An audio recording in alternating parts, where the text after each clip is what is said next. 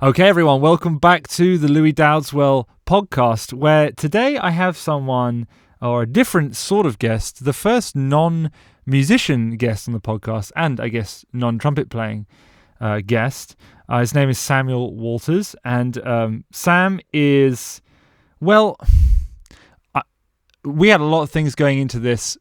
I've been working with Sam. He's been helping me with my academy. He's working as I guess what you call the growth operator, but his company Vibrantix put together my Trumpet Academy for me, and that's one story.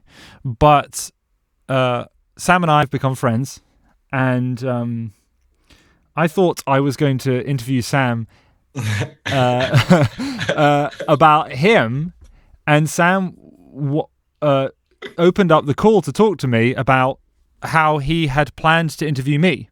So I think what we're going to do is we're going to kind of interview each other, and we're going to use some ideas that Sam has as a case study about who Sam is and what Sam's intentions in the world are. Is that fair, Sam? Absolutely. I couldn't think of a better way to describe what we're about to do. But yeah, it's a pleasure to be the first non-musician guest. I used to sing in a choir actually for 5 years, so maybe I qualified just about. But you're a musician. You're a musician. So the first thing I want to ask is because I only found this out recently. But how old are you, Sam? 22 years old. And where are you living at the moment? Berlin, Germany. But I've been here for 1 month. I was in America for 2 months before that. I was in when I actually met Louis. I was in Japan for 5 months, and when I met Louis in the middle of I was cycling the entire length of Japan. So I was halfway through cycling the entire length of Japan. And then SQL says, we need to do an onboarding call for this guy, Louis. I'm like, bro, I had to cycle like all the way to it's called a manga cafe. It's like this cafe where you can sit down and like take work calls and stuff. So I cycled all the way there. And then some woman even knocked on my booth when we were on the phone together, and I had to go, give me a second, guys. And I had to like say, I'm on a call. And they're trying to stop me. That's amazing. But yeah, like midway through cycling Japan, that's where we actually met. And now, since then, it's been about 6 or 7 months. And like, to me, I came onto this call ready to interview Louis, because like, I thought this call was about Louis' transformation over the last 7 months.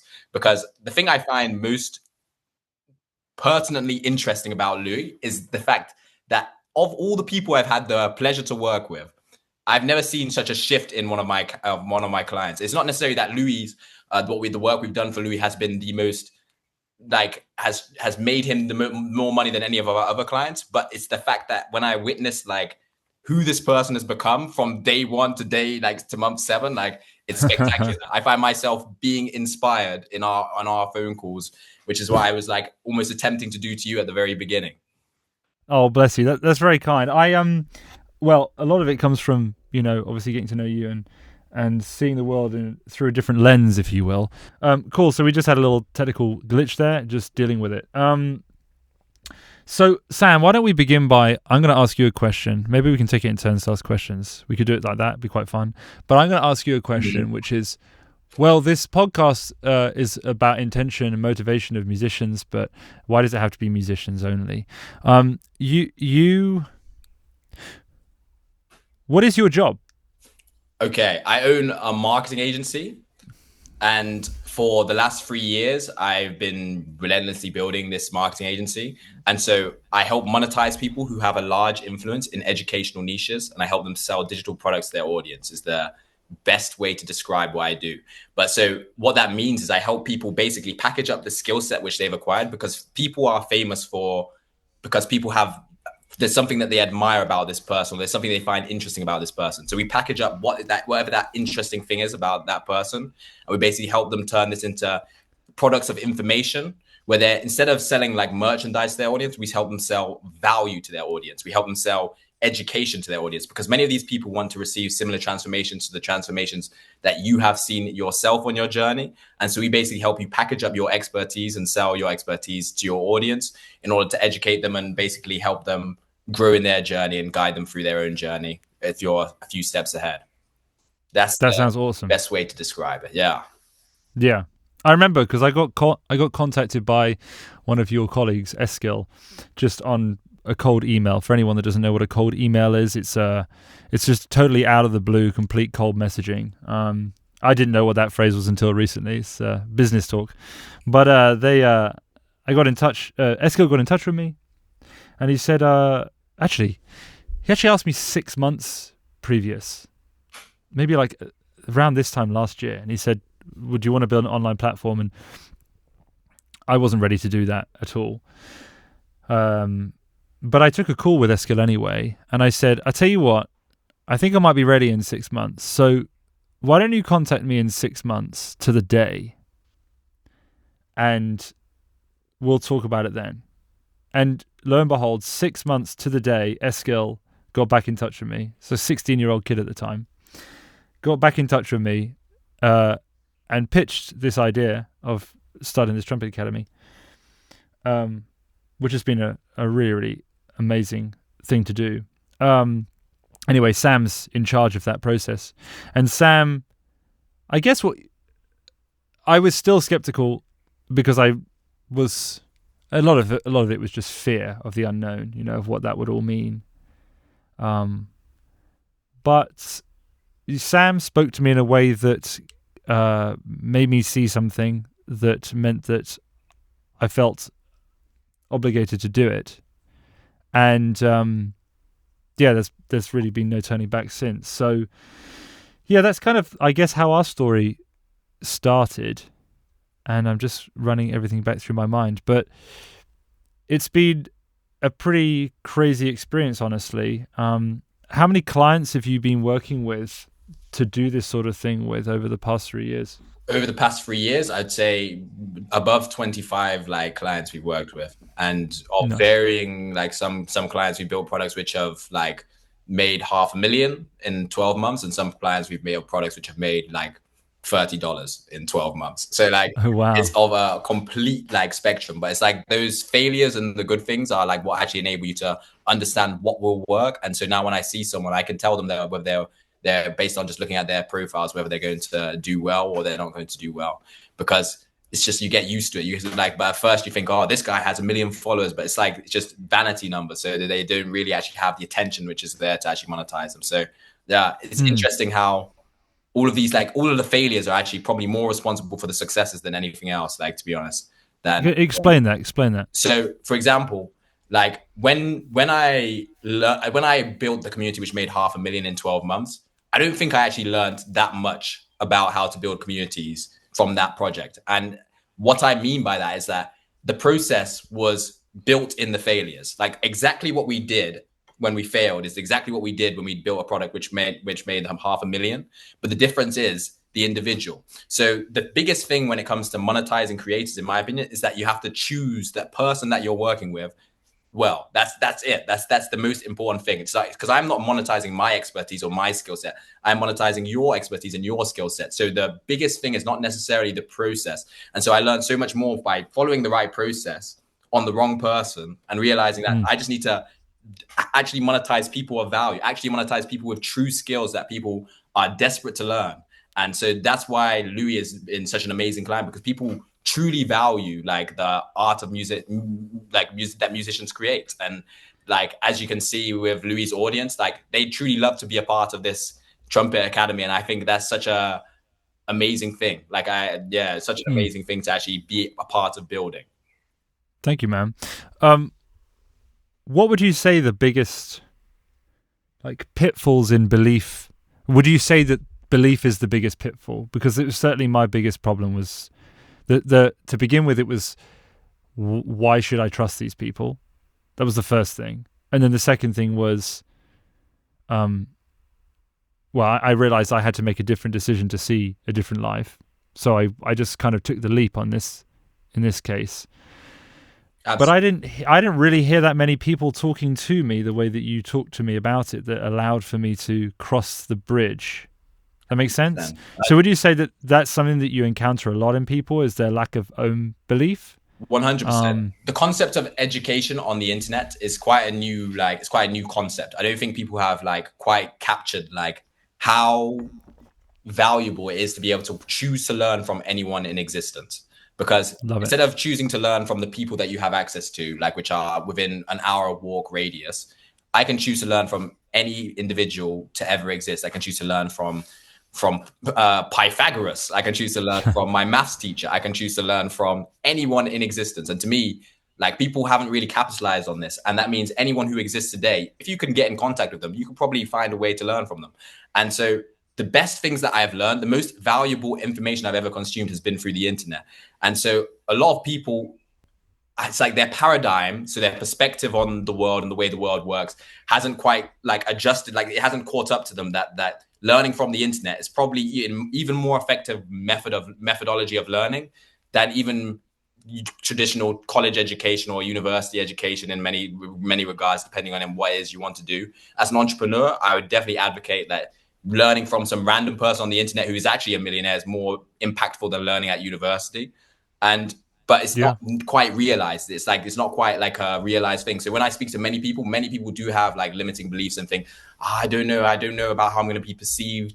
What if people Yeah. don't like me? How will my audience's views go down? How will that get tagged? Many people have these limiting beliefs, and I think you kind of learn like that people see things in a very similar way. So I've spoken to many people who have seen that situation the exact same way as you, but not many of them have the boldness and the courage to pursue like the unknown and to put themselves at risk of being disliked or be perceived in a negative way. And I think that is where it comes down to the individual. I can speak as compellingly as I like and try and convince you of the value of doing this, and the fact that when you actually just switch your paradigm and actually launch something, 200 people will instantly flock to try and join this thing that you are going to create. But at the end of the day, it's your courage and it's your like perception of the situation which allows you to actually take that decision, which now enables people to actually perceive the value which you're giving out to people. No, I mean that makes sense. It's especially when you're very deep in an industry, it's very difficult to see, or if it's the only thing you've ever done, it's very difficult to see anything else. And the internet is a crazy place. Yeah. When I think about learning from, well, this is a good time to start talking about leadership a little bit. And you had a system that you wanted to, or a procedure that you wanted to take on this call, so we could wrap it in with that. But absolutely, like leadership, being able to learn from a lot of my pedagogy on the trumpet nowadays is relevant, is really just through imitation, and in the details, and also in the hard bits, like the bits that you don't want to have to do, that just you have to go over and over and over and over again. And I feel like it's probably the same with everything. Imitation. If I watch a golfer enough and I try and do what the golfer is doing, I'm going to be better off having never seen a golfer hit a ball, like a professional golfer hit a ball. I might hold it with the wrong, the hands in the wrong order or something. You probably about get away with it, but there's a way that people are doing it that is better than another way. And I guess the same thing could be said for entrepreneurs too, is, yeah, everyone's got their system and everyone has the soul that they have that pushes them in any particular direction. But generally speaking, you can't learn this from a book. You kind of have to feel it through imitating that person until you find something that sits with you. Is that fair? 100%. Which is why the internet's so useful, right? Because Yeah. you can mentor globally. And I think that's kind of the premise of like my entire business model to some extent. The fact that why would someone choose to go to their traditional music school and like learn from it? I'm not saying there's not value in it. There's 100% there's value from learning from a tutor in person. But like you have the access to idiosyncrasies, people who are one of a kind, who will never exist again, and who will only exist in like your lifetime. And you have access to their information for free on the internet. And I think people, they don't really like sit down and analyze like what that means and what that means for anything that it is they want to do. Because anything that you want to do, there's someone who's doing it, who's talking about it on the internet. And you could choose to just listen to them from a place of humility and thinking, okay, he probably knows more than me. Even if he's not telling everything the truth, like I can learn things from him. And so, yeah, I think it's a great time to be alive, to be actually have the ability to learn from anyone. And so what I wanted to say to you, and this is kind of the structure I wanted to go with. I want to know more about you from before that perspective, because we saw Louis Dowdeswell, the complete musician who has all of this attention and all of these people admire the way he plays. But how did you become Louis Dowdeswell? How did you become that person? Like, who is Louis Dowdeswell? I can only begin to imagine the number of hours you sat in your room practicing and practicing and practicing. Because I play basketball, and I used to just take 500 shots before I leave every session. I used to play like maybe 4 to 8 hours every single day in the summers. Yeah. And I used to like work as if I was trying to go to the NBA. But like it's like you actually made it to the NBA in the terms of music. So you made it. And so to me, that's so inspiring to see how far you've been able to like take that like passion of yours. And so I want to know, who is Louis Dowdeswell, and what enabled you to pursue this thing so relentlessly?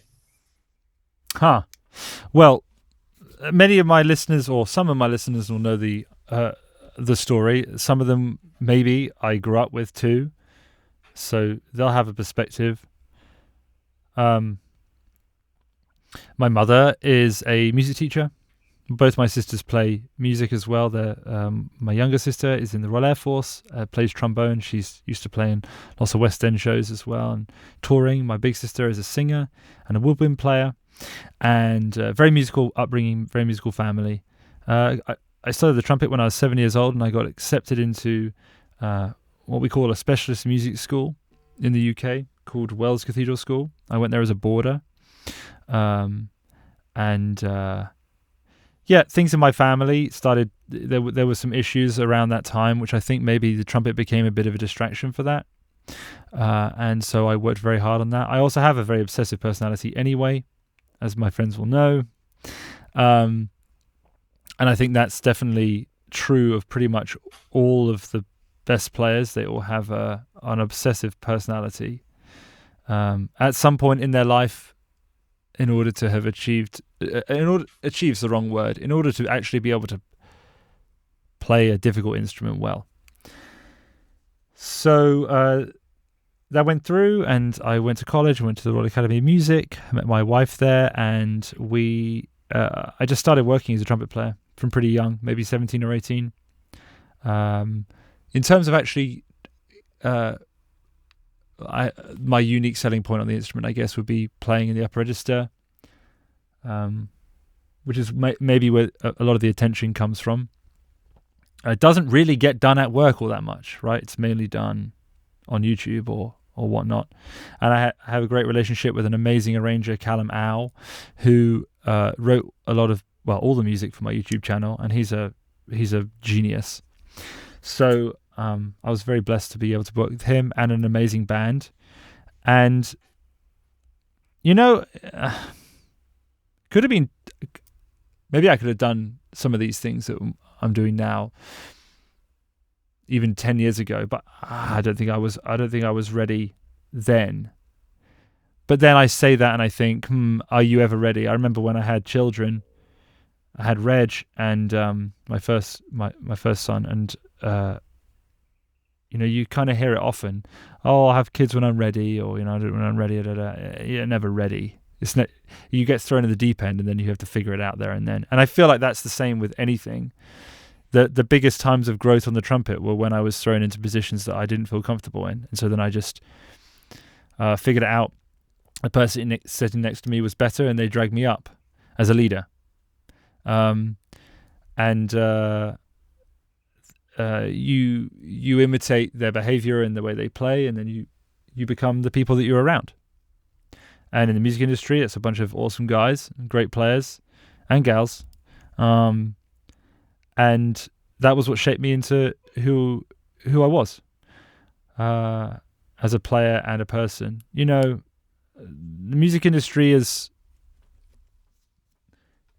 its ups and it has its downs. As a trumpet player, and you don't know where the next paycheck's going to come from. I've only ever lived a life. I've never lived a life on a salary. It's always been a self-employed player, just basically praying that there would be enough money to pay the rent. And the thing is as well, we live in all this fear that there won't be enough to pay the rent, but it's always fine. It always ends up being fine. You always figure a way. You either have to spend less, or you have to, earn more. You have to be creative with your skills. You have to, like, I got into mixing and mastering and producing and video editing, and just tried to get obsessed with a lot of things. I think there's something that is very clear about me anyway, is that I'm definitely interested in a lot of things that aren't the trumpet. I love the trumpet. I always will, and I'm very interested in it and in deepening the understanding of the instrument in general. But I am very interested in a lot of things. And like, for example, we're here talking about marketing, but it's not marketing in the way that you'd think we were talking about marketing. We're talking about how you give someone the self-belief that they need to offer value to the world, and then also want to offer value to the world. That's another thing that people seem to, I don't know, they hold back their knowledge for themselves, or they don't feel as though they are worthy to offer their knowledge. That was certainly a problem for me too, was this kind of concern that I would appear a particular way to my peer group. And in actual fact, it was actually just pride. There was no humility in that, because I had to show vulnerability in order to grow. So, and also you have to be willing to help other people who are also showing you their vulnerability by asking to be served. So you can view this through a lens of service, and when you view it through a lens of service, it becomes very easy to convince yourself of a different story. And that's, I guess that will be the next chapter of our conversation. But that's kind of how that's kind of how we got where we are now. It was just through, they say, the 10,000 hour thing, right? It's like through lots and lots and lots and lots and lots and lots and lots of time with the instrument at a very young age.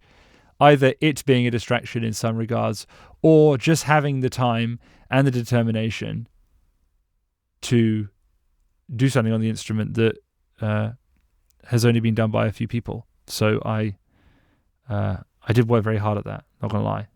And maybe there's some physical advantages that I have just physically. I don't know. We'll never know.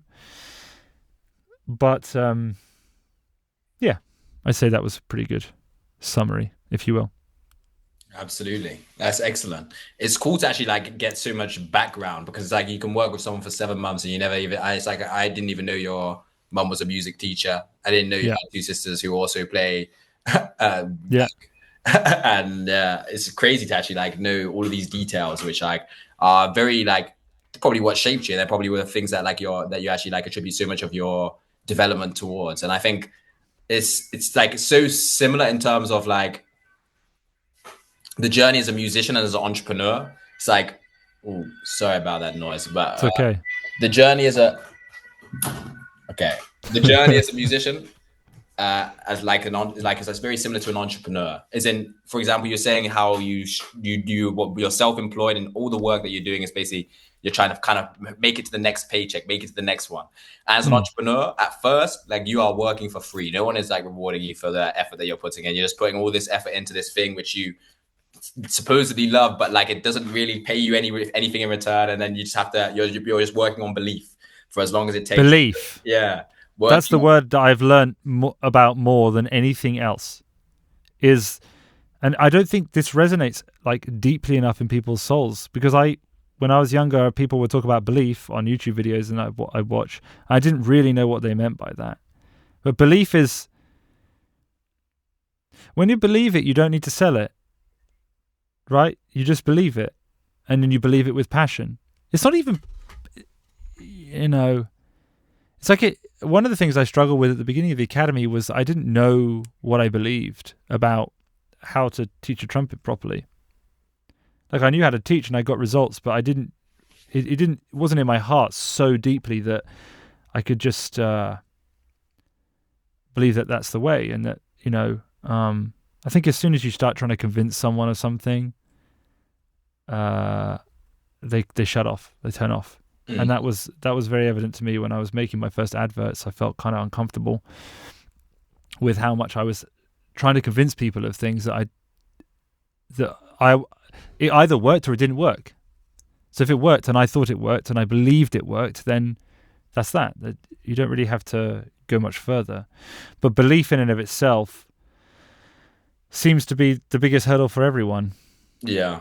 And what would you say? What would you say is what do you think is the biggest thing which prohibits people's like self-belief? What stops people from believing in themselves or believing in their capacity? Because like I have a very like specific answer and I know exactly why I believe it to be, or exactly the way I want to affect people's belief levels. But what would you say is? I'm intrigued. Well, let's just use the definition, like the propositional belief to begin with, that you are what you do. This is a phrase that I keep telling myself. You are what you do. You're not what you say. So, for example, like let's say that I say to you that my studio, when it's tidy, I work better. Let's say that I say that's a belief. I believe that I work better when my studio is tidy. But but my studio is untidy and I'm working, right? It's tidy at the moment. But then do I believe it, or do I just say that I would like to believe it? Do you actually believe it? For example, if my son was in my car, I believe that putting the seatbelt on him might save his life in an accident. So he always gets his seatbelt on. And if he pulls it off, we have to pull over by the side of the road and I have to put the seatbelt back on him because I believe so much that is an important thing to do that I will do it more than anything else. And so I think people believe in their limits more than they actually believe in their potential. And so they, even if they say that they want to believe in something else, they don't. You are what you do. So if you just keep doing the same thing, you'll just keep getting the same result, right? Why don't you give me your definition of what? Yeah. So I really like what you just said. So like people believe in their limits more than they believe in themselves. Because like I think a quote which I heard like a while ago is like it's people are so resourceful at being unresourceful. Like people can find a million reasons why they are incapable of doing something. They can find, oh no, my wrist. Oh, but when I was born, I had this, and no, you're this, so you're strong. You're this, so you're that. Like they have so many reasons as to why that they are not capable. But if they the same energy and attention and focus towards like, why could I possibly achieve this? It's non-existent. And so for me, I think the biggest thing that actually influences us as humans in general is the stories that we are told, the stories that we consume. And so ultimately, why I run the animation studio, why I run the marketing agency I run is because I want to create an animation studio. And I want to have a business which is about telling stories on a mass scale, so I can use those stories to inspire people. Because I believe that as a child, if you watch stories like for example, like animes like Naruto, Dragon Ball, where you're watching a character who believes in themselves, believes in being strong, believes in like training, believes in like fighting for their friends, believes in like morals, and the moral code is so like sophisticated, and it's not just like a simple like Disney film. Like it has so much more of an effect on the way you perceive reality as an adult. Because when you're a child, you don't question whether is this world that I'm watching, is it real or is it false? You don't really question it. You see this world operating in this way, and so you apply these principles which you're seeing in this world as real. You don't see them as like false. And so like in like, for example, like the UK, I feel like people are not like watching good TV shows or good like stories. People are not consuming good stories to begin with. And so when children are going to school messing around, when all they've watched is Horrid Henry, like it's like it makes sense. Like it makes sense that they do not have like a worldview which is like thinking about, oh, what do I want to achieve? I can do anything, and I have the perspective that I'm capable of doing anything. So what is it I'd actually like to achieve? Like and thinking outside of what the school's even telling you. Because for example, like for me personally, I watched like Naruto growing up, and so this guy whose dream is to be the Hokage. The whole system's telling him he can't do this, but he pursues it regardlessly. And so that's almost like I saw this story and just mirrored it. So that the people are saying, oh, you need to go study this, you need to go study that, you need to go study this, you need to go study that. And so like they're trying to push you this way, but you just keep going your own way. You keep going in your own path. And now like my own path, just by following like this self-belief, has taken me to, I think I've been to 29 countries at 22. Like 6 months ago, I cycled the entire length of Japan with a business running from my phone whilst I'm sleeping in a tent every single night, like cycling 160 kilometers sometimes. And that all comes from self-belief. Like if there's anything that I have, and the one thing which I have, which I think I have in excess beyond most people, is self-belief. There's nothing that I believe I'm not capable of. There's many things I do not want to do and I have no desire to like attach myself to. But self-belief is what enables you to just perceive reality in a way where things are possible. Because if you don't even believe, then it's like I have calls with people, I have sales calls with people, potential prospects. And when I can hear that they really don't believe, and it's not because they're not capable, it's because they genuinely do not see it as possible. It's like I don't even invest my time into necessarily changing that perspective sometimes, because I can see that it's like a belief which only they can change. Only they can like decide to not believe that. Whereas with Louis, in Louis's case, I could see that Louis wants to do this. And I could see that Louis has belief in himself and has the knowledge that he should believe in himself. But it's just this one thing. He just needs a push over the edge. And I think, yeah, identifying like, do you really believe in yourself? It's probably one of the best things you could do for yourself at a young age or at whatever age. And if you're young or you're an adult, I don't think it really matters. But like self-belief, I think is like the most important thing. And I think it's a skill set. I think it's really a skill set which is responsible for everything that you are truly capable of. I think it's very interesting that you use the phrase self-belief. Because on my journey anyway, it's kind of like a secular way of describing it in a sense. Maybe this is for another podcast. This might be for another podcast, but this is for another podcast. I was going to talk about the difference between, we're going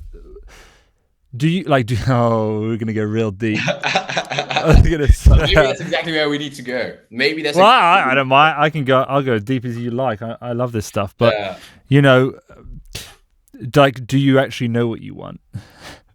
And that's the question. That's a great question. Having to, because if you don't know, it's part of me that thinks that.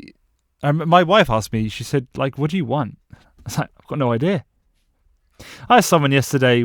I was asked recently, like, what are you actually passionate about? And then the more I kept kind of, I would make an excuse for everything, to the point where I realized that maybe what I'm most passionate about is, I don't even really know. What I'm most passionate about, that the adventure of the story that could change. Maybe that sounds like a fun route. But it's so interesting how you talk about stories, because this is not something I was even remotely interested in 2 years ago, stories at all. I haven't read fiction in 25 years. But I do think that stories are the motivation and reason that anyone does anything. And if you're going to be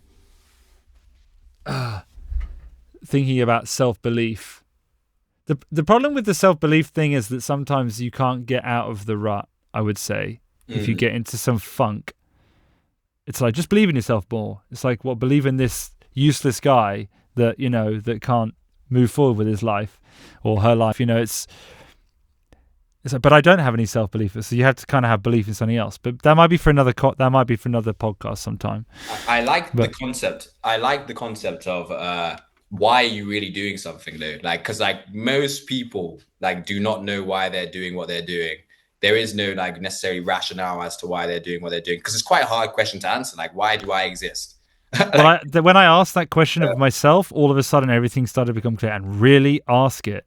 Yeah. I didn't have to have an answer for it before, but once, because this is why I started the podcast, really was just to figure out people's intentions and motivations, so that I could learn how to view the world in multiple ways, and to find out which is the one that makes most sense, because they're big meta questions, really. So like, what would you say your overriding intention, like why do you do what you do? Like I know I actually like my first ever YouTube video is called "Why Do I Exist?" and I swear I set out my intention for existence. like in that video. And I feel very, very, very blessed to be at such a young age to actually know why I believe I exist. Yeah. Because like that's something so few people actually have, and it gives you something to always fall back on. And it's like my reason for existence is because I want my existence to be an inspiration to people, not to make people do anything. I don't want to make people do a single thing. Like I just want to make people believe that they are capable of anything. That's my one thesis for existence. And Is whether it that's through the stories I it's kind of like create, leading, whether it's through the stories, through storytelling. So whether it's through the stories, leading through storytelling, you could say, but through storytelling. So whether it's through the stories I create, or whether it's through the stories that I choose to live out, for example, like choosing to cycle Japan as a 21-year-old in the middle of winter, like for no good reason, spending all your own money, not sponsored, nothing, just why not? Because I want to do something which feels impossible. And it really did feel impossible. And to me, that's so inspiring. So this and creating stories. I want to create inspiring stories. I want to create my own animation studio. I've been writing a story for like the last 6 years, which is like my flagship of like inspiration, in my opinion. Because if I look at someone like, for example, there's a guy the person who wrote a Dragon Ball, Toriyama. His inspirational, like how do I describe it? Footprint is just magnanimous. Like it's like off the scale, because he inspired the person who created Naruto, he inspired the person who created countless other anime, and then he also inspired billion, like the amount of people who have watched Dragon Ball, like I've at least watched one episode, or have ever heard of Kamehameha or any of these things. It's like it's insane. Like it's really crazy to see how one story can affect so many people. For example, One Piece in the last 20 years has actually sold more copies than the Bible. They've sold more copies in the last 20 years worldwide than the Bible has sold worldwide. And like to me, that's just it's crazy. It's like hard to even believe, but at the same time, it's such an inspiring story. It's been going on for 25 years. Millions of people are following it like actively. And so to me, storytelling it's the route to inspiration. And my goal is to be a catalyst of inspiration and to just help people see their potential. And so I just decided that maybe 3-4 years ago, and then just like, why would I change that? Why would I change that like reason for existence? I'm proud of that reason for existence. And so for the rest of my life, as long as I can lie on my deathbed and know that I was an inspiration to people, that like whoever came into contact with me, I lived a great life. You're done. Yeah.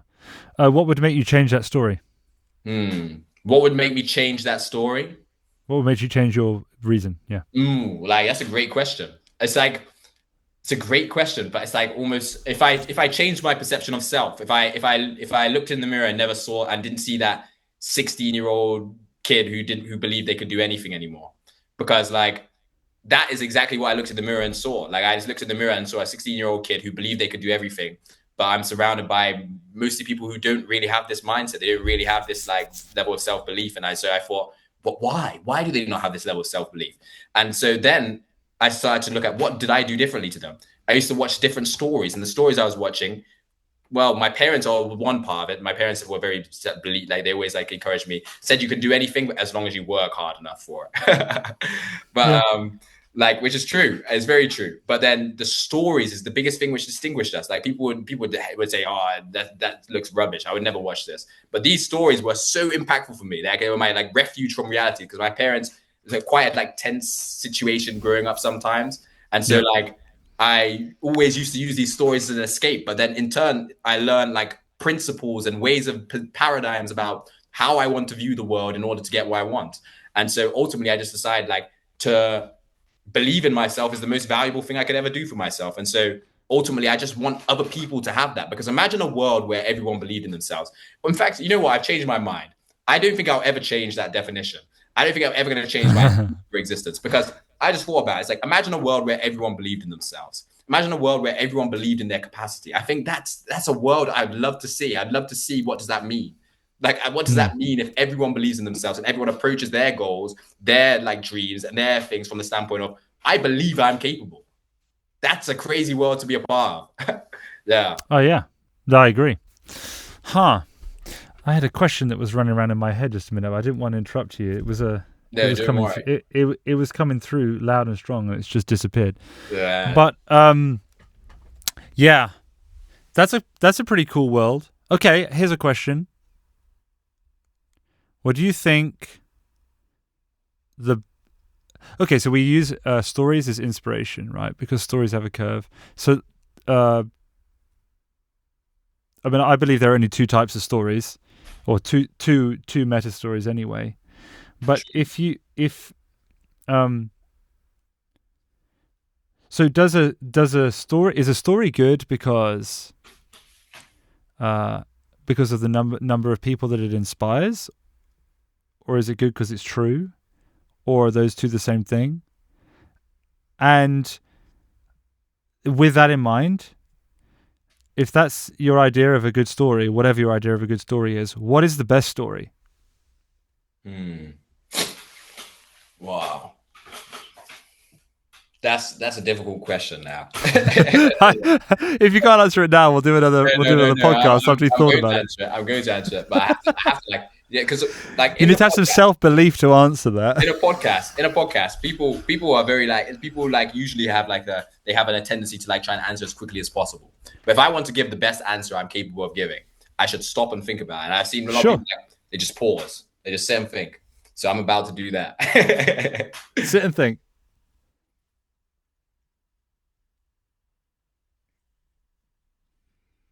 And so you said, is it the number of people it inspires, or what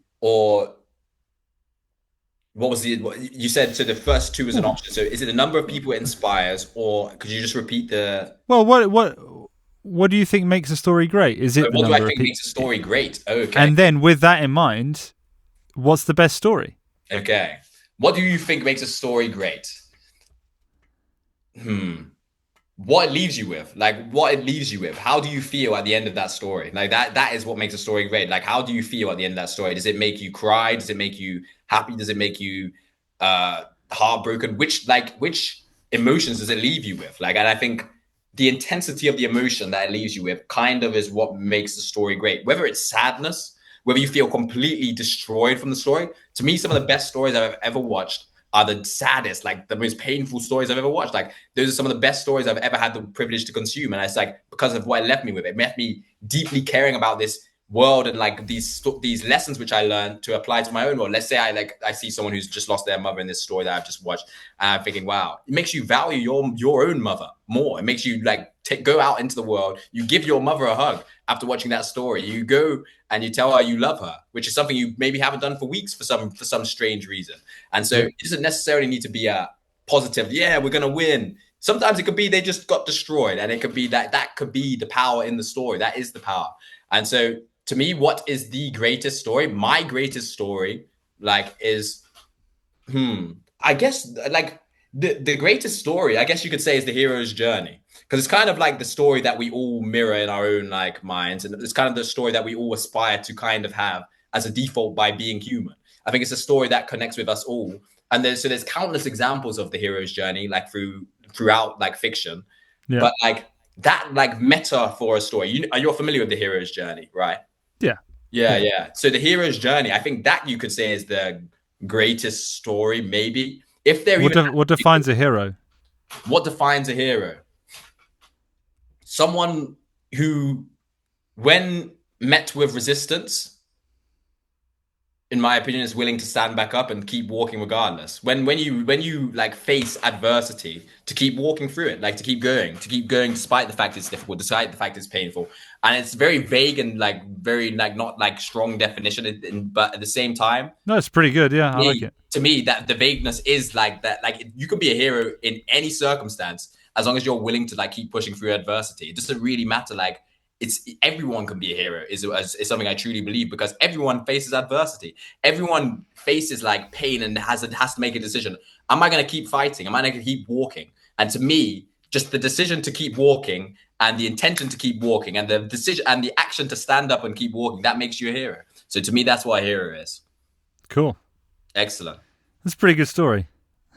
I like it. Wow. So I guess your job in life then is to participate in the hero's story, in your the hero's journey in your way, and then to show other people through your story what the hero's journey is. Absolutely. That's exactly it. There we go. It's Wow. pretty cool, isn't it? It's a cool way to like. It's because I've never even looked at it like that. But I'm like, so excited to listen to this back and see what exactly how you perceived my like dream basically. Because like I agree with what you just said. Resonate with me. I was like, yeah. But like I'm so Yeah. excited to listen to those all back and hear myself express my own ideas, so I can actually consolidate my own ideas. It's such a privilege to be able to sit down and have these conversations with Yeah. what was a client of mine like. And so it's crazy because I used to like have so many clients who I didn't even enjoy working with, who I was like, oh, like I have a call with Thing now. But now it's like I have a call with Louis now. I have a call with Emmanuel now. Yeah, but I have calls with people I'm excited to speak to. Do you know we how tried. nice it is? It's like it's what every agency owner dreams of, man. Like having calls where you clients you actually like, you actually want to speak to them. And so it's amazing to actually have the privilege to sit down and even have this conversation. But Well, having this conversation is probably a good thing, so that we're not having this conversation on a business meeting, which can happen, and we end up not getting to the agenda. Numerous times. But I wanted to go into like, okay, today, like, so the last 6 months, like, or the last 7 months, maybe, like, so the shift in like, I guess, self belief that's happened in you. I think that's the perfect thing we should study. We should be studying that right now if we're talking about self belief, because I think there's been a magnanimous self belief shift, and I think you comprehend exactly like how big a shift it was. Because, and it's like for example, when I was having those calls with you when I was in Japan, and I was like halfway through cycling Japan. So when we were having these calls, I did not think that what I was saying to you was going to have this effect. I have to be honest. I did not assume that like what I was saying to you back then would have this effect. I am so glad it's had this effect. I'm so happy to have seen this transformation and to be able to witness this. But like the level of transformation which you've undergone in the last 7 months is spectacular. And I think I would love to know, like, what do you believe about yourself, which is different today than what you believed in yourself than your level of self-belief 7 months ago? Because something is drastically different. I don't know exactly what it is, but I'd love to know. Okay. Well, I alluded to it earlier, that I struggle a little bit with the phrase self-belief, because that assumes that I know what is good, and I don't. Mm-hmm. The truly humble position to take is the one where you know absolutely nothing, because none of us know anything for sure. Facts. Right? So we can only believe. And now if we're stuck believing in ourselves, which is, I think, part of the reason why this didn't used to work. This podcast is gonna go. I can't talk about this stuff without first doing this little word game. But if it's the old worldview that I used to have, meant that I was stuck at myself anyway. So if I didn't believe in myself, then I was stuck. So the new worldview that coincided with us meeting and with the academy and these changes was the fact that, yeah, I found God in all of that, which meant that I didn't have to look just at myself. And the beauty of that is that part of the problem I used to have with how I was supposed to participate with things like gifts and talents was that in the old worldview, because it ended at self, there was this idea that if I was to ever put anything on the internet of me, then that was by like prideful or something like that, or arrogant, right? Like, oh, look at this guy showing everyone who he is, and it's not just happening to him through other people. But the story had to change in order for the participation in things like the academy and whatnot. Like, a lot of things had to change in the way I viewed things, and it just so happened to coincide with you pushing me over the edge. Because life is just a series of leaps, right? And this was a particularly big one, and it's still happening. It's scary. But the phrase "be not afraid" only believe springs to mind. That there was a fear that I couldn't get through. And so once you see, the thing is, like, as kids, we sort of do this all the time. I was thinking about this. My 2-year-old's going down in a skate park on a scooter, going like pretty much vertically downwards with a helmet on, of course. And he manages to stay on the scooter. And he does it once without permission from me or needing it or whatever. He just throws himself down. And you sort of think, well, why has he done that? Well, he's seen all these other kids who are doing it, right? So he's like, oh, I guess I should do that too, or I guess I can do that. So he just does it, you know? And if there's no one, I guess a leader would be someone that does something that no one else has ever done, right? Which that does the 4-minute mile, for example, or climbing Mount Everest or something like that. It inspires the next group of people to go and do that. Or it shows that it can be done.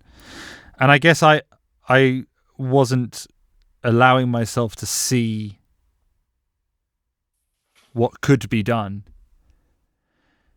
because the trumpet was like an opportunity to shut that off. It was always like, well, I'm just a trumpet player. That's what I do. And to understand that what makes someone unique is all of the things that go into who they are, not just the one thing that they can do well or the one thing that they're really bad at, is kind of the new story, which also is a beautiful thing for things like competition. So in the old world view, there was a trumpet player that was better than another trumpet player. Oh, he's better at this than this, and she's better at him than that. Or the problem with that is that it's pretty unproductive, and it just creates a really judgmental environment, which made up a lot of my musical upbringing, unfortunately. But the better way of looking at it is that no one can be anyone else at all, because even if they happen to have a skill, I see you sat next to another trumpet player and they have a skill that you really want and they're better at than you. You have 1,000,001 other skills, even if you can't see them, that they may or may not have. And so it's the accumulation of all of the skills and gifts that each human has that makes them unique.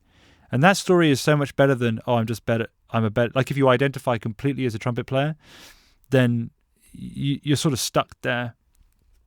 And then ironically, you can't even get better at the trumpet if that's your mindset. That's what blew my mind, was realizing that the only way to actually get better was to be humble. And I think generally in the music world as a professional, is that you spend most of your time trying to prove to everyone that you don't make mistakes, because you have to earn money to pay for the mortgage. So you end up like, oh, I can't make mistakes. Then you tense up, and then you actually play worse, and all this stuff is crazy. I'm kind of talking around a lot at the moment, but hopefully something latches on for someone while I say this. No, I don't think you're talking around at all. It's and even what you said about your child, actually, it was so interesting to me. I'm still stuck on that. I'm still listening to that. I'm still back there, because like that, when you're saying, I hope to keep someone latched on, I'm still stuck on there, because it's like he didn't even question whether it was possible. And to me, that speaks to the world where everyone believes in themselves. They wouldn't even question whether these things are possible. They just attempt, and then, oh, I shouldn't be doing that. Or, but you see how it takes a leader, though. This is what's crazy, is that if my 2-year-old had never seen someone else go down on a scooter, he may or may not have ever attempted it. So it's in your kind of hero's journey. It's like it's the participation in leading the way that allows for people to be inspired, or leading by example, right? None of the kids told my son how to go down on a scooter. Mm-hmm. They just did it. And so he did.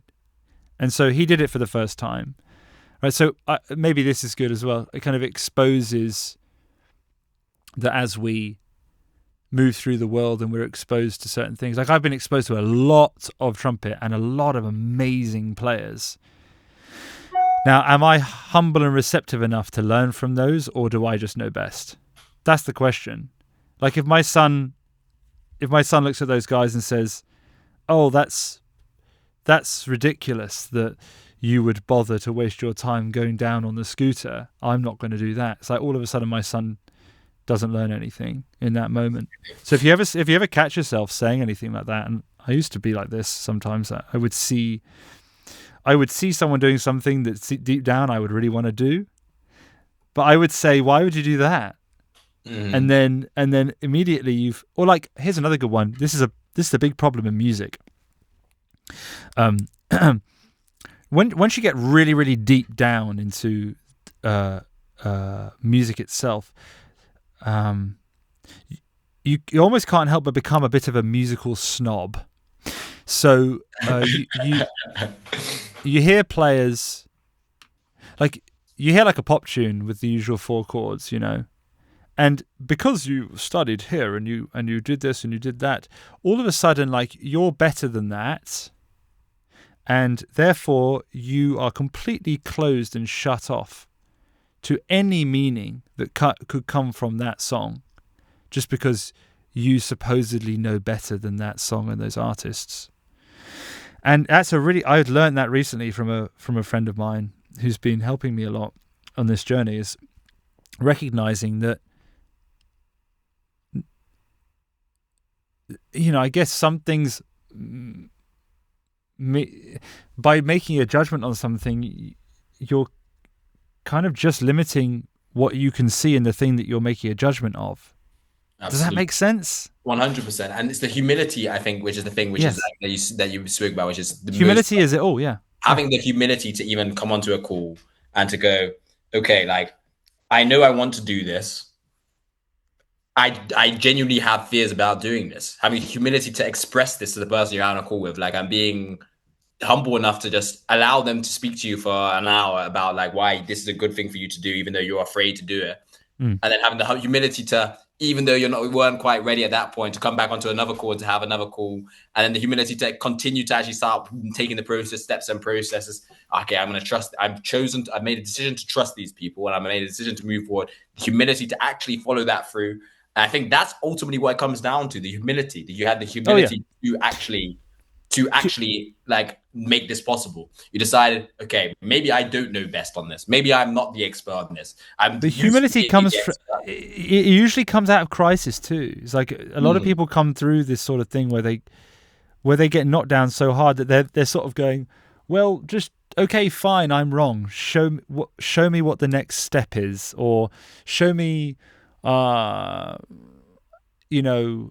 me a different way, show me a different path. Like, what is the different path? And people are willing to put themselves through an unbelievable amount of suffering before they break their pride down until they ask a question. And the cool thing is that when the humility has worked once for you, you start to realize just how little you know. Like, I realized so very, very quickly that I knew nothing, like really nothing. And that's a really exciting position to be in, because it means that from that point, everything's up, So I'd say that was probably the biggest. I can't even remember what the question was now. I've just been talking around it so much. But biggest thing which made the biggest shift in like self-belief, and it's interesting. It must be humility, yeah. And that was only recognized after the shift. It's because I love this answer though, because even though like you might think you were dancing around, I love the answer that you've come up with, because like one of my mentors once taught me that most things are achieved through their opposite in life. If you want to be free and not have to work at all, you need to work more than anyone else so you can build something which gives you freedom. Your level of self-belief, your level of courage, and your level of conviction as a leader currently, which is something I have so much respect for. I want to learn things about leadership from you as a result of speaking to you about leadership on certain calls that we've had. And so that was achieved through the ultimate opposite. Your humility is what created that. And to me, that's the nugget of information that people are actually looking for. It's humility which enabled you to actually have the level of self-belief that you have today.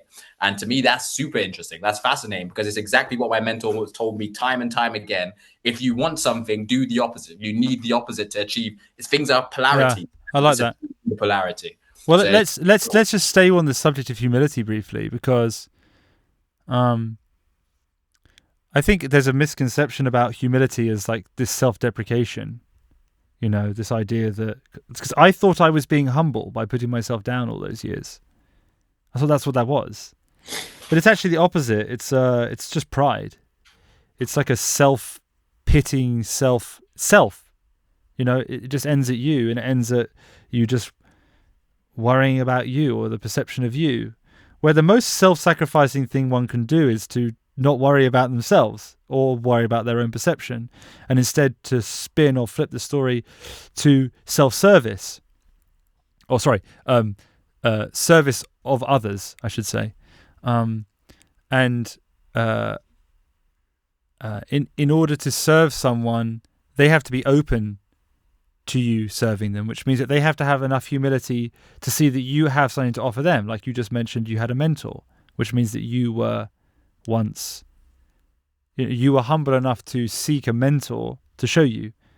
As children, this is easy because generally it's quite obvious to the child that the person they're speaking to has been around longer and wiser, right? And is wiser. So they, not in all cases, but they, at least at the very young ages, they kind of seek the boundaries in a way, right?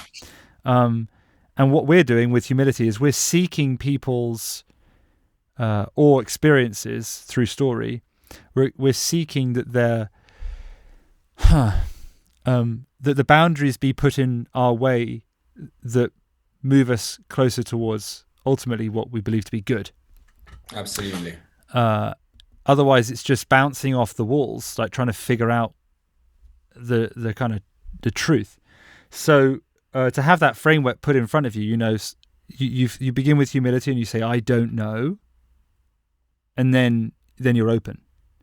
And it's this openness that we should all be seeking. This openness to learning. It's this kind of childlike mentality.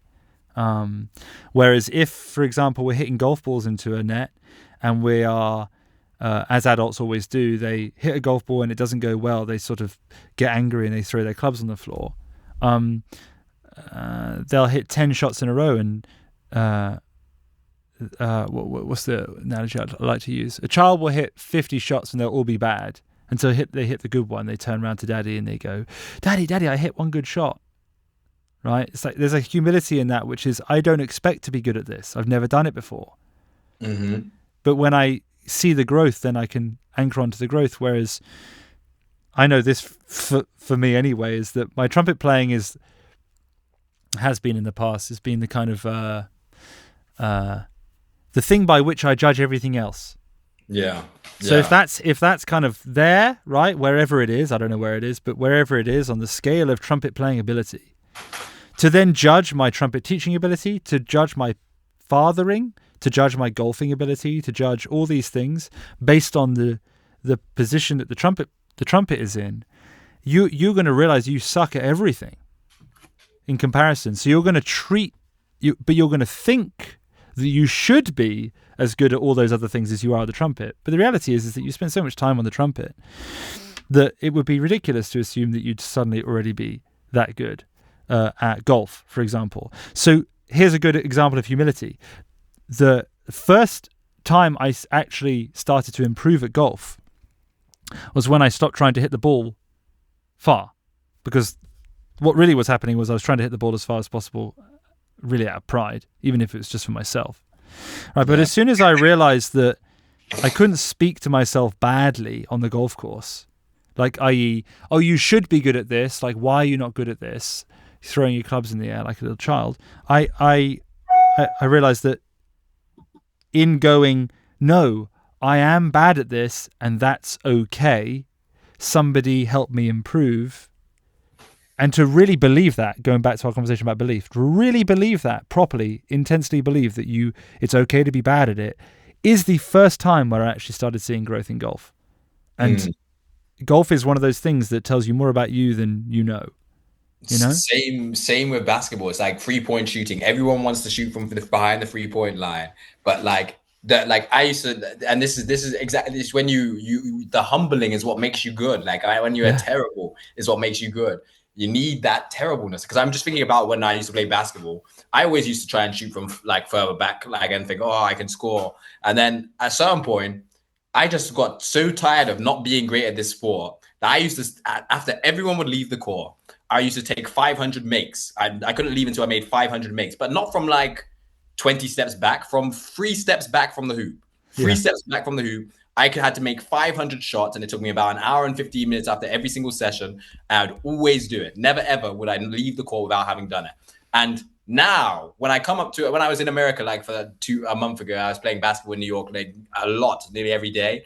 I was like playing as well as the Americans. I was beating the Americans on most games. And I was thinking, wow, this is crazy. I haven't even played in like 2 years, really. But then I realized like the numbers of hours when I was terrible that went into this, the humility it took from me to realize like I'm being beaten by 14-year-olds on the kid. I'm 18 years old. And I'm like, just like so angry, going home, like just frustrated. And like now when you play, it's just effortless and it's just so like free flowing. But it just took you deciding, why on earth would I have an ego in this sport? Because that's the first thing I stepped into the sport with. I was like thinking, I was playing at school and I was thinking, why am I worse than all these people? Why am I worse? Yeah. Like, why am I not as good as Tiger Woods now? It's like, well, yeah. Like, why do you deserve that? Right. It's like, why should anyone deserve that? Man. That's another thing, actually, like humility. Like, I think so many people are afraid of being bad at something.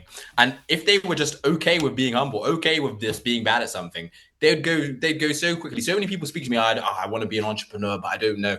I want to do this, but I don't know. It's like, just be comfortable with being the worst at it. Become comfortable with being the worst at doing this thing for a month, and you'll no longer be the worst at it. But we're going back to leaps. That is actually a leap in belief. Like, that's a big leap to be able to do that. That requires a level of I don't care what other people think that people are not willing to. That a lot of people are not willing to. It's true, but then at the same time, it's also just a decision. It's just a decision. It's just like, okay, I don't care. I'm going to be the worst. Oops, I missed. Like it's just a decision. So like we make it difficult for ourselves. We can say, it's hard. Like, but then in reality, when you really think about it, it's just a perspective. And this is one of the most powerful things I learned from my mentor. It was nothing to do with business. Absolutely nothing to do with business. All psychology. And it was to do with just paradigms and the perspective which you hold.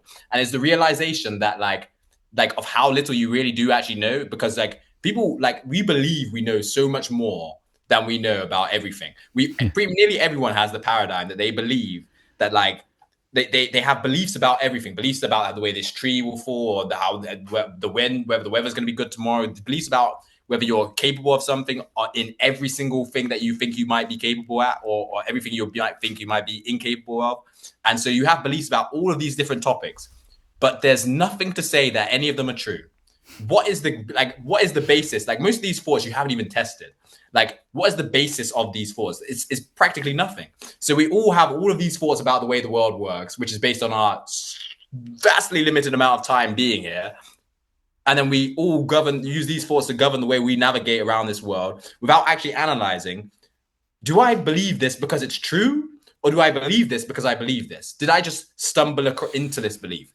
Do I support these people because I think it's the best person to support? Or do I support this person because my friends supported them and I just started listening to them, or because I just stumbled into this belief? And I think a lot of people stumble into their beliefs and never question whether they serve them. Because if like people who don't believe in themselves, if they stop to like look at themselves and think, does not believing in myself, does it benefit me in any way? Do I get anything out of not believing in myself? Does this belief serve me? Because fair enough, you don't believe in yourself. But if you can recognize objectively that this belief doesn't serve, the belief of not belief in myself doesn't serve me, you should be at least competent enough to analyze and think, okay, I need to do something about this. Because if I know this belief is bad for me, and I have this belief, and I've been living with this belief for the last 20 years, something needs to change. Something has to change. And maybe I need to become humble enough to accept that like I'm not going to be good at first, and I just need to work towards something. Or I just need to realize that this belief isn't even reality. This belief has very little to do with reality. This belief is just my reality. And I think people confuse my reality, this paradigm, confuse my paradigm, which is, or your paradigm, with the overarching reality of life. And I think that is the biggest problem. The truth. Yeah, the truth. Yeah. That's the word. Truth. That's the word I'm looking for. Yeah. Well, I think that we live in a world where, well, this is going heavy now, but I think it's possible that we live the two worldviews. Okay, so if I have a debate with someone, which doesn't happen very often, if ever, or if I'm just having a discussion with someone about this kind of thing, the fundamental belief that we eke everything down to that seems to stop all conversations is this idea of whether or not there's objective truth or there isn't, or if it's just moral relativism. Because if someone believes in moral relativism and they've decided that that's what they believe, then it's impossible to get past that without someone sliding. Same thing with objective and subjective truth. This is your truth. This is my truth. This is your truth. This is my truth. Like, or is it there's just one truth and you're wrong, and like the truth is right? And this is a fundamental problem. That if you believe in objective truth, just as you mentioned, then the person that doesn't believe in objective truth will just keep saying, "Well, it's my reality," just as you said, and that's fine. It's like, well, why isn't it working out for you? Because if there's an objective truth that you have to swing to in order to see the world the way that it actually is, then, that's why I don't believe in a subjective truth, because it gives me no boundaries to live by. It doesn't tell me how to participate in the world in a way that is better for me than the way I'm already doing it. And if that's the case, why should I even bother changing? I might as well just stay exactly who I am and blame everybody else. Right? Yeah. I tell you what, Sam, this conversation, I think that's a good cliffhanger to leave it on, because I think we can probably talk about this sort of thing. I could talk about this sort of thing forever. I absolutely love this conversation.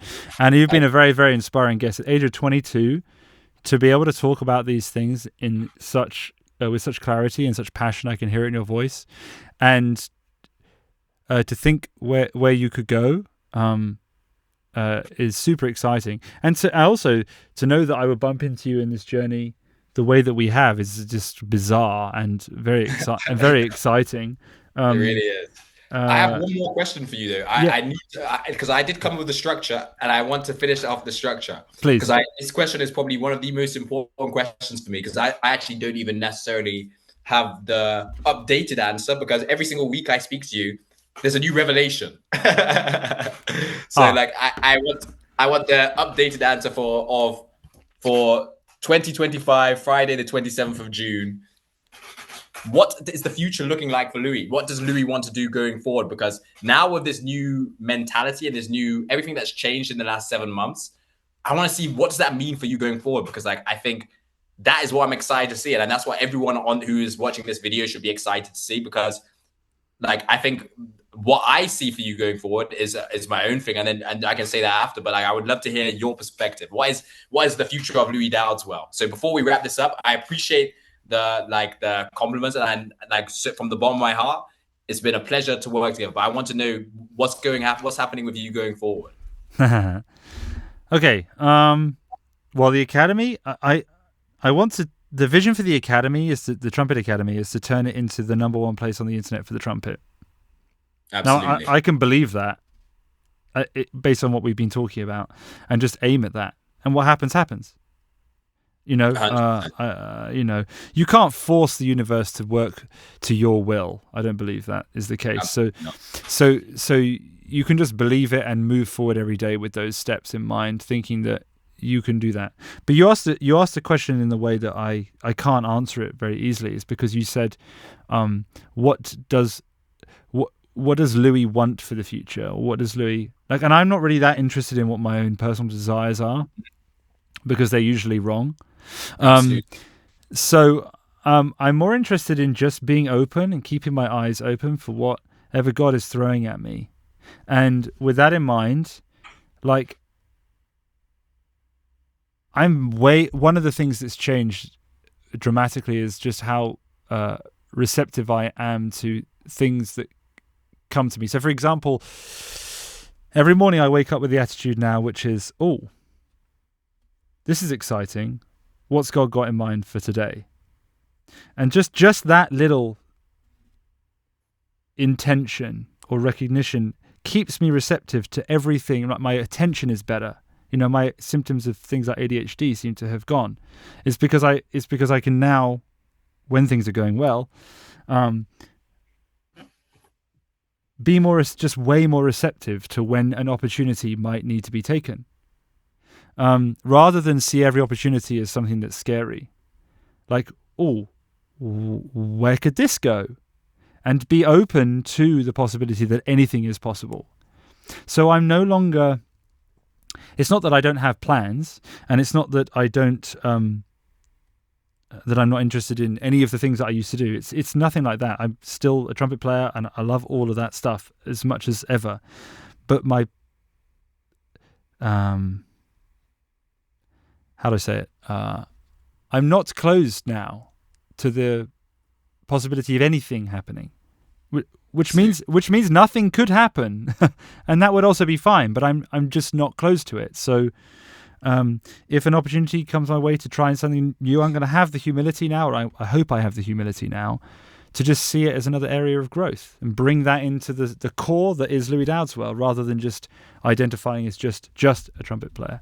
So I can't answer your question because I can't read the future, and I wouldn't even want to read the future.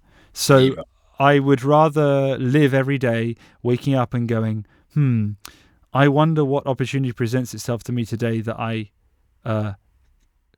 could explore. It's beautiful. It's beautiful. And for me, like, I'm excited to see just more of these podcasts and you just almost branching out beyond the trumpet, because like, I think as a trumpet player, remarkable, but then as a human being, like what it takes to actually achieve greatness in any field, like is principles which are the same in any field. Like, so what has made you great at the trumpet would make you great as an entrepreneur. What has made you great as a trumpet player would make you great as a, like, and it's not necessarily that you'll have the time in order to see those things through, but as a human being, it's a pleasure to sit down and speak to you. And it's a pleasure to actually hear your thoughts conveyed. And I think the thoughts that you have in your mind have a lot more value than you even, maybe, I think you realize, but like, than you even realize.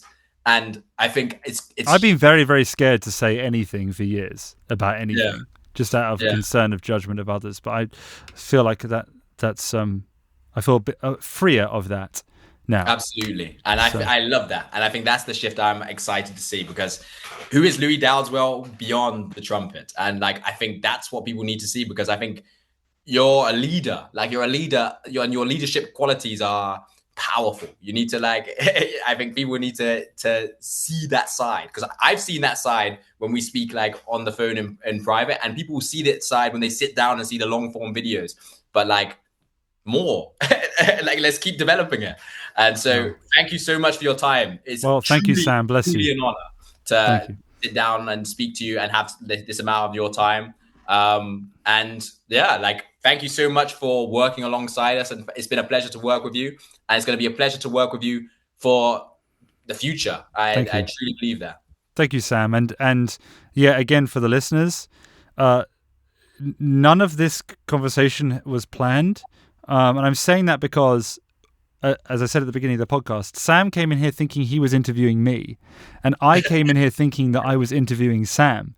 And so I hope that you feel as though there's been a reasonable back and forth about how we see things and our joint ventures.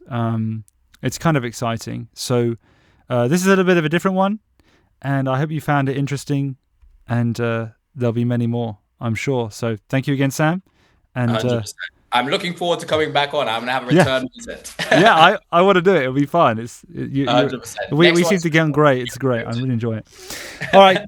Okay. Thank you, everyone. And see you on the next pod. Yeah, buddy. Wow.